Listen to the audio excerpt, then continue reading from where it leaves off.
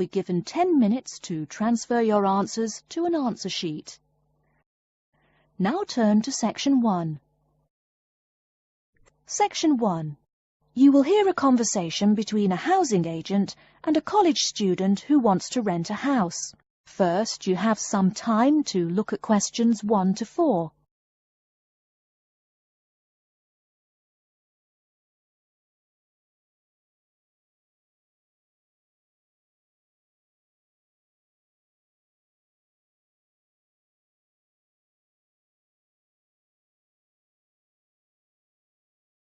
You will see that there is an example which has been done for you. On this occasion only, the conversation relating to this will be played first. Good afternoon and welcome to Habitat Hunters. You must be Joseph.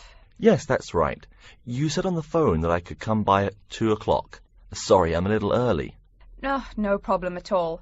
In Calgary's market, you have to move fast if you want a good apartment. Actually, I'd settle for almost anything. I've been here 10 days and the hotel is ruining me. My father has me on a strict budget. Sit right down here now, sir. Let's talk a little about the places before we go have a look. Now, we have 4 apartments available. Okay. Could you tell me more about those 4 apartments? Sure. The first one is on Beetle Road, just a block off campus. It's a 3-bedroom with a bathroom and a living room and a great Italian restaurant right next to it. The agent says that the first apartment is a 3-bedroom apartment with a great Italian restaurant right next to it. So, restaurant has been written in the space. Now we shall begin. You should answer the questions as you listen, because you will not hear the recording a second time. Listen carefully and answer questions 1 to 4. Good afternoon and welcome to Habitat Hunters. You must be Joseph. Yes, that's right. You said on the phone that I could come by at 2 o'clock. Sorry, I'm a little early. No problem at all. In Calgary's market, you have to move fast if you want a good apartment. Actually, I'd settle for almost anything. I've been here 10 days and the hotel is ruining me. My father has me on a strict budget. Sit right down here now, sir. Let's talk a little about the places before we go have a look. Now, we have 4 apartments available. Okay. Could you tell me more about those 4 apartments? Sure. The first one is on Beetle Road, just a block off campus. It's a 3-bedroom with a bathroom and a living room and a great Italian restaurant right next to it. How much? Well, it's $435 a month, including internet and utilities. Okay, that sounds reasonable. Any drawbacks to the house? There's a really big garden, but it hasn't been taken care of over the years and is just too big to clean up nicely. That sounds okay. Tell me about the next option. The other 3-bedroom apartment is on Oakington Avenue on campus. It is right near the building where you have classes, and the kitchen and living room are newly furnished. Wow, that sounds like a pretty good option. Well, it is a cool apartment, but since it's a dormitory, the living room, bathroom, kitchen and washing machine are all shared. It would be nice not to have to buy living room furniture, though. And how much is this one? $400 per month for a bedroom with an air conditioner. For a bedroom without an air conditioner, you would pay less, $340 for it. Yikes! Even with the air conditioner, it sounds really inconvenient to have to share facilities. I'll never cook if I have to walk down the hall to use the kitchen. Yeah, that's true. Before you hear the rest of the conversation, you have some time to look at questions 5 to 10.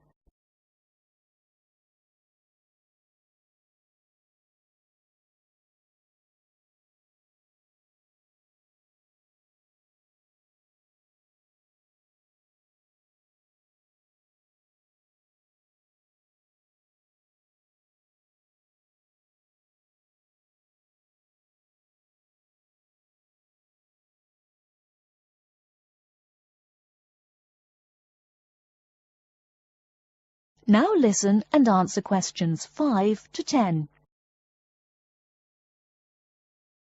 Anyway, the next place is a 2-bedroom on Mead Street. Oh, I like Mead Street. That's off campus, right? Yep, it's pretty cool, but it only has 2 bedrooms, plus a living room and a study. but I want to live together with my 2 friends. So you could make the study into a small bedroom if you end up living with them. Also, we guys will want a TV and DVD player since we're all so much into movies. Well, this place has a great TV and VCR, but no DVD player. No DVD? That's so weird. Are any other facilities provided? As you said, weird enough, it also comes with a wash basin. Is there a washing machine? I think we need that more than just a wash basin. I'm afraid there's no washing machine in the apartment. Wow, that's so old-fashioned. Maybe it's not the best choice for 3 college guys. How much is it? Well, it's $600 per month, but of course it would be cheaper if you made it into 3 bedrooms instead of 2. Where is the apartment located? It's 2500 Mead Street, where there are a lot of bars. It would be affordable, but it would get pretty noisy. And that sounds really expensive for an old place in a noisy area. How about the last place? This one's on campus in the Devon Close complex. It's a 1-bedroom, so it will be a little quieter than the Mead Street place. 1 bedroom, huh? That could be good for focusing on my studies. What else does it have? It comes with a living room and a study, and includes a really nice lamp in the study that has a bunch of different settings. You know what else is cool? There's a dining hall downstairs, so all evening meals are free. You can purchase breakfast and lunch, but meals after 6 p.m. are free. Wow, this place sounds too good to be true.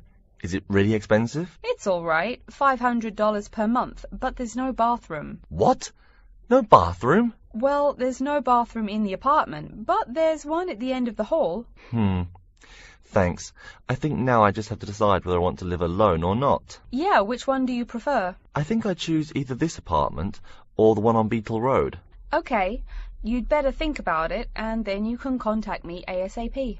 Fine. Thanks for your help. You're welcome. That is the end of section 1. You now have half a minute to check your answers.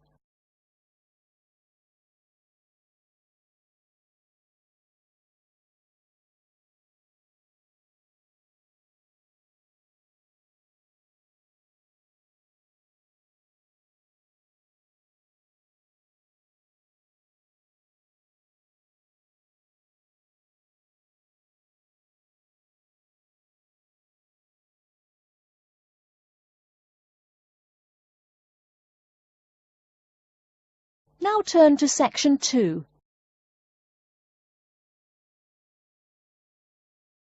Section 2. You'll hear a talk about the waste collection in Baltimore. First, you have some time to look at questions 11 to 15.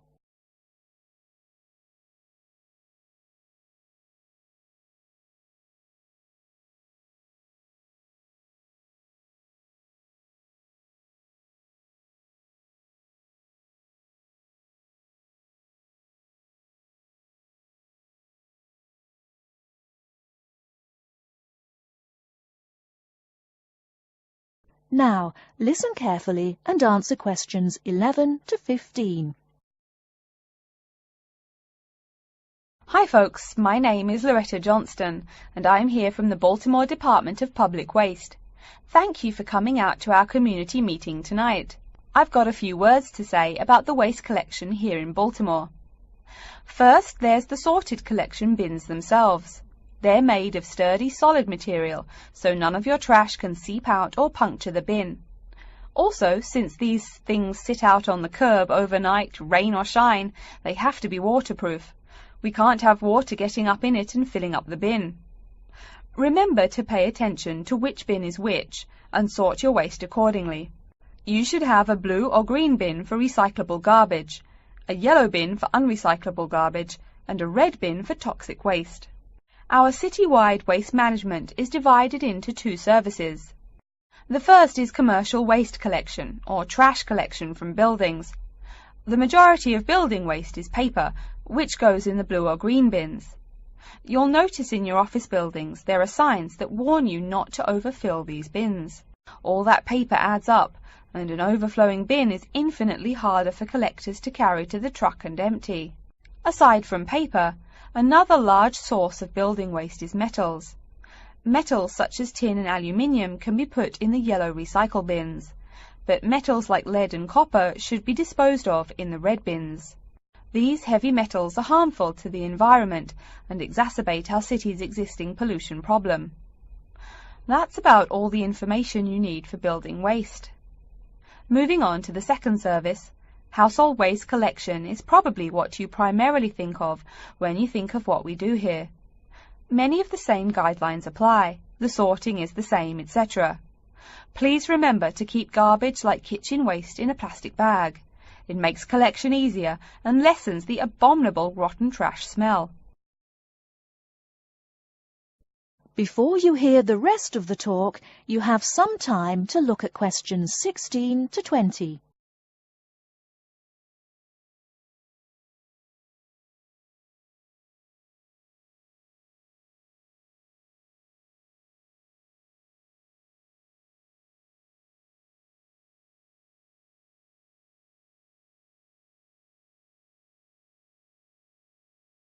Now listen and answer questions 16 to 20. So, after we take your trash away, what happens to it?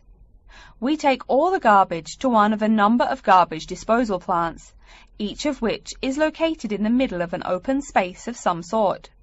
No one wants to have their home or office right next door to a waste disposal plant, right?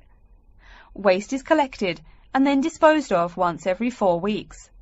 A lot of trash can build up in that time, so we're in the process of developing a plan to fund collection more frequently. Ideally, it would be collected weekly, but we will likely have to settle for bi-weekly. The garbage trucks make their rounds to clear the bins at night in order to avoid traffic. I'm sure you've seen how much waste your own household produces in a given week. Now imagine all the trash produced by all the households in Baltimore. It's a lot, right? It may surprise you that this amount is only marginal compared to commercial waste. Yep, the main waste producers are actually businesses, industrial facilities, retail and offices. Hard to believe humans produce that much waste, right? No wonder we have pollution problems. Anyway, after all incoming waste is sorted, recyclables are sent to a recycling plant, while garbage and toxic waste are transported to their respective areas of the plant for treatment. Items such as stones, which should not be disposed of in our bins, are separated out and discarded.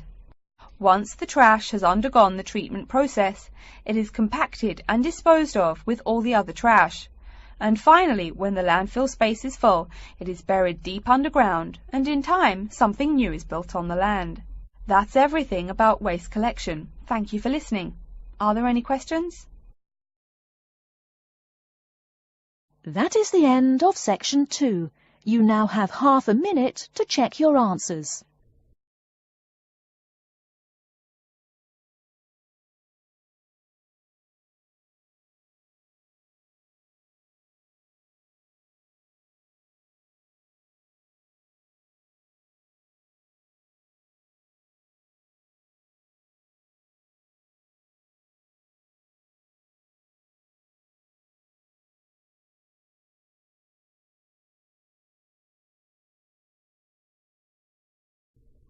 Now turn to section 3. Section 3. You will hear a student called Julie talking to her classmate named Ricky about a new essay that Professor Johnson assigned. First, you have some time to look at questions 21 to 24.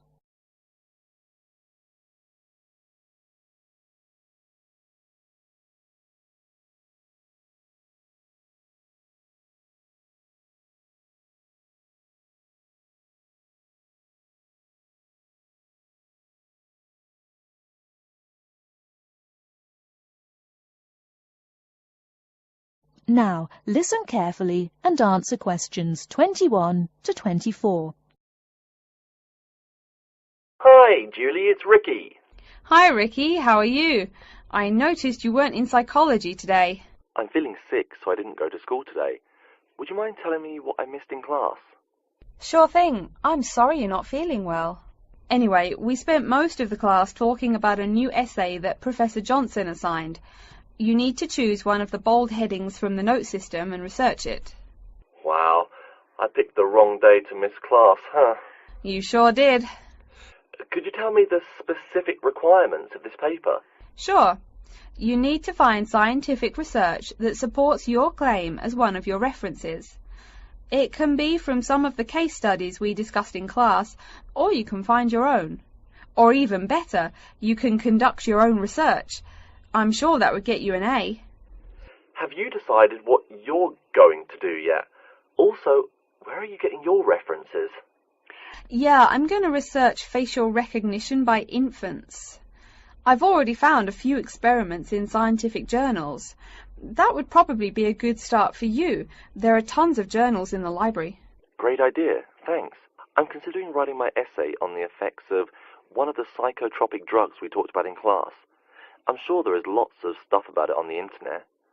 Are we allowed to use information from the internet? Sure, you can use that as long as it's not your main source for information. You'll probably want to cite some of the experiments we went over. Good idea, thanks.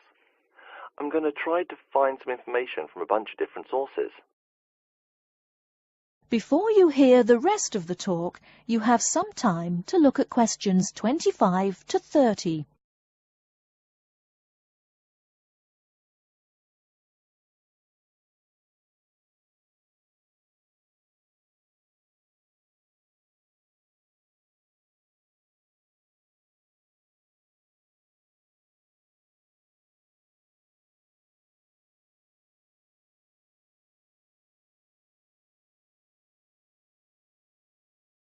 Now listen and answer questions 25 to 30. Are there any specifications on how the essay should be written? Yeah, Professor Johnson wants it double-spaced. It should be between 6 to 10 pages long. 6 to 10 pages? That's so much. Oh, it's going to take forever. I know, the whole class groaned when he said that. Anyway, you also need to put the title in italics and... Wait, each section heading or just the main heading? Only the main heading should be in italics. I think section titles are supposed to be in the same format, but maybe in bold.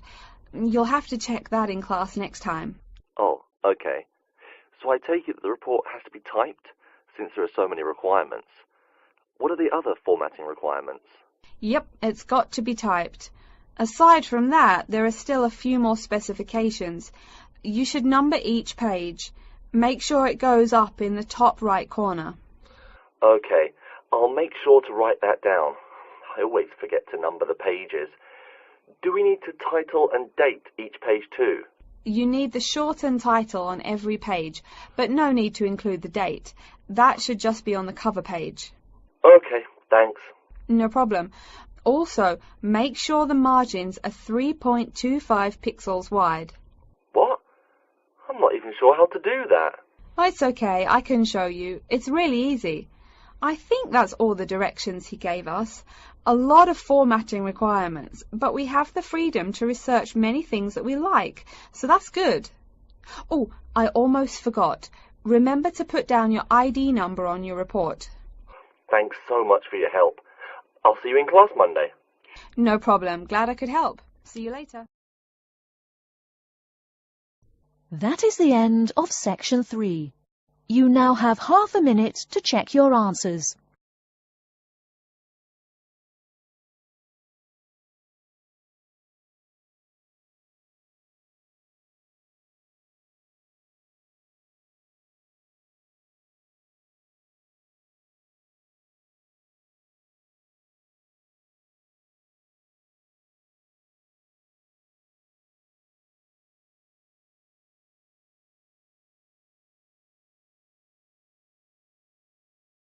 Now turn to section 4.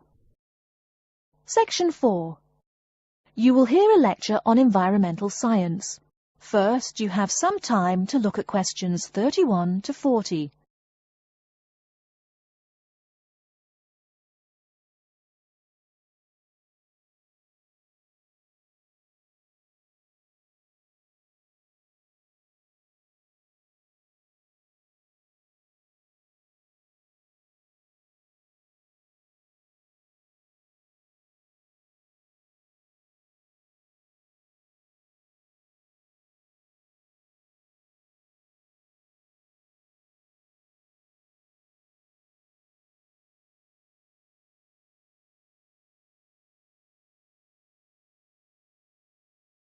Now listen carefully and answer questions 31 to 40.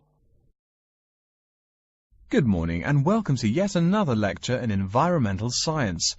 I don't think I'm telling you a secret when I mention that water is a big worry here in Australia. The stuff is scarce. Perhaps that's why we drink so much beer, eh? Seriously though, a safe and reliable source of water is one of the great concerns of people everywhere. Moreover, as the world population grows, the pressure on existing water supplies grows greater and greater. Think about it. Our economic system demands that there be more and more consumers. The growing number of people has been tied to climate change, including droughts. So more people means less water. But our economic system demands a high birth rate. Forget about oil. Soon enough you will see wars for water. Mark my words. But today I'm going to confine my remarks to Australia. As noted already, here down under the water supply is extremely scarce. The only drier continent is Antarctica, and remember, no one really lives there anyway. Moreover, in recent years, the wind patterns have changed. Rain that used to fall on the country now falls out to sea hundreds of miles to the south. Now, when I speak of people needing water, most of you probably think of drinking. Certainly everyone needs water for drinking, but surprising as it may sound, drinking is not anywhere near being the main use for water. Most water is actually used for washing. When you take a shower, you probably use well over 100 litres of water. Every time you flush your toilet, that's about 8 litres, but most people drink no more than 2 litres or so per day. So, where to get water? It could be obtained from rainwater, but often rainfall consists of other harmful pollutants that evaporated with the water. In fact, acid rain, an intense example of this, causes harmful effects on the wildlife of the habitat on which it falls. Water from underground could also be used, though it is more difficult to contain and often must go through an extensive cleansing process. The purest water is found in rivers, creeks, lakes and dams. And, sad to say, Australia has precious few of these. Really, how many of your hometowns have rivers? Year-round rivers, I mean. The soil tends to be sandy, so water soaks into the ground. Many places are rocky too, so 87% of the rainfall is lost to evaporation. That's almost twice the evaporation rate in my native Canada. Speaking of rain, we already heard how rainfall is diminishing here in Oceania. The quantity itself isn't the only problem either.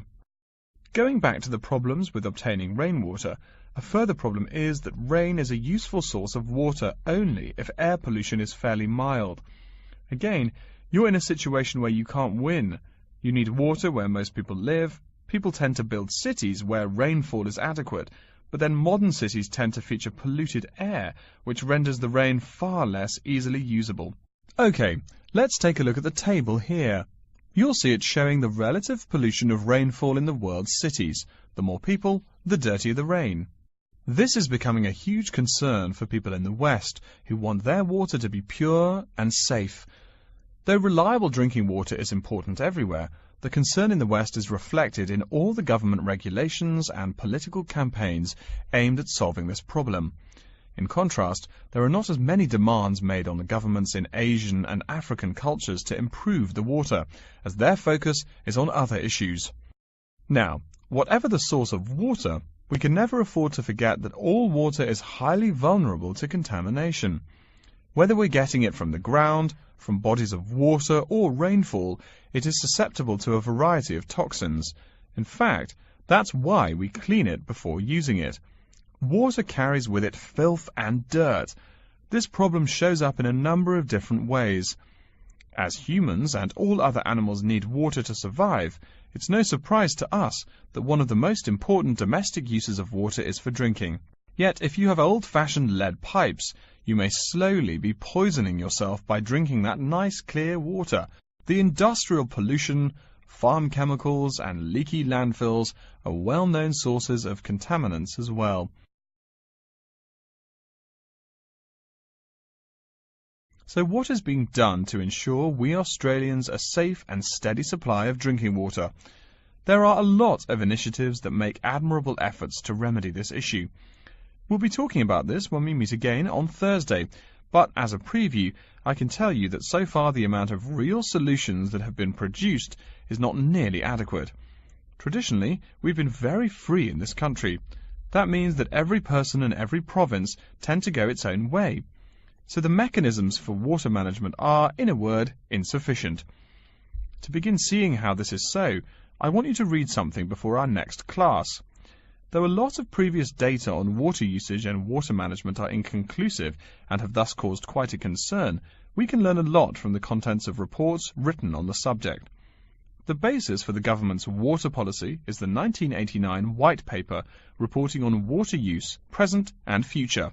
If you compare the numbers offered in the paper with those in the text, you'll find that the report is rather untrustworthy. Truth being told, I'm being too kind when I say that. That is the end of section 4. You now have half a minute to check your answers.